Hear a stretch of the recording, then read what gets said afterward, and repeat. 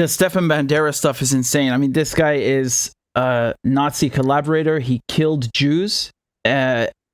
What makes him a hero of Ukraine or any place? I mean, how is this guy a national hero?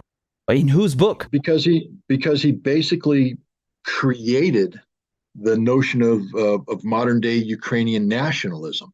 He's the one that said the Ukrainians aren't, part of Galicia. They're not, part of Russia. They are a separate ethnic identity, and like most supremacist groups, they become, it's literally white supremacy. This is why when the Germans, the Aryan race, the master race, marched into Western Ukraine, they were treated literally with flowers and songs, parades. 80,000 Ukrainian men signed up almost immediately to join the German forces.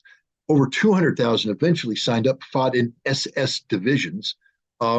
Many others were used in these death squads. The 40,000 Jews that were killed at Babi Yar, the deaths might have been ordered by the Germans. The triggers were pulled by Banderists, Ukrainians. Yeah. During the period of time, when they were fighting, Soviet authority, they slaughtered over 100,000 Polish citizens. They called them subhumans. They slaughtered nearly 200,000 Russians. They called them subhumans. And yet we're supporting these people. And this is why I have no tolerance. I'm sorry. I mean, maybe I'm wrong. I'm sure in the academic world, they're all going tisk, tisk, tisk. I don't care. But from a moral standpoint, you literally can't support and legitimize anything that's related to Stepan Bandera. And right now, Ukraine is nothing but a nation that's defined by Stepan Bandera. Their white supremacist attitude is derived from Bandera's ideology. They fly his colors. They support. Good Lord, Congress allowed 4 of these idiots into the people's house. We brought 4 Azov members to Congress in September. We welcomed them into Congress. We feted them. We wined. We dined them. Scandalous.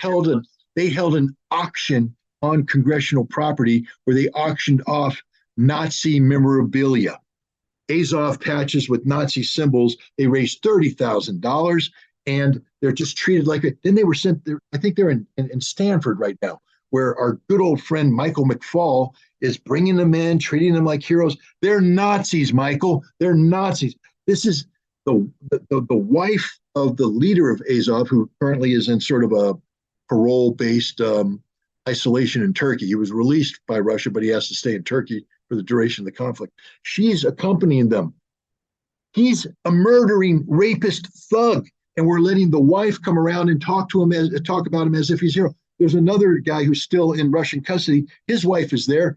Jamie Raskin, the congressman from Maryland, who likes to get up and say, Vladimir Putin's a LGBTQ, trans, homosexual, hating person, and he's the worst person in the world. So I want to introduce you to the Azov people, who are actually the most LGBTQ hating people. And the wife of this one guy leads an organization in Ukraine, I think it's called the White Roses or something like that, that is all about being anti-lesbian, anti-gay, anti-LB. And she's here being embraced by, there's the hypocrisy of the U.S. Congress knows no bounds. It's incredible.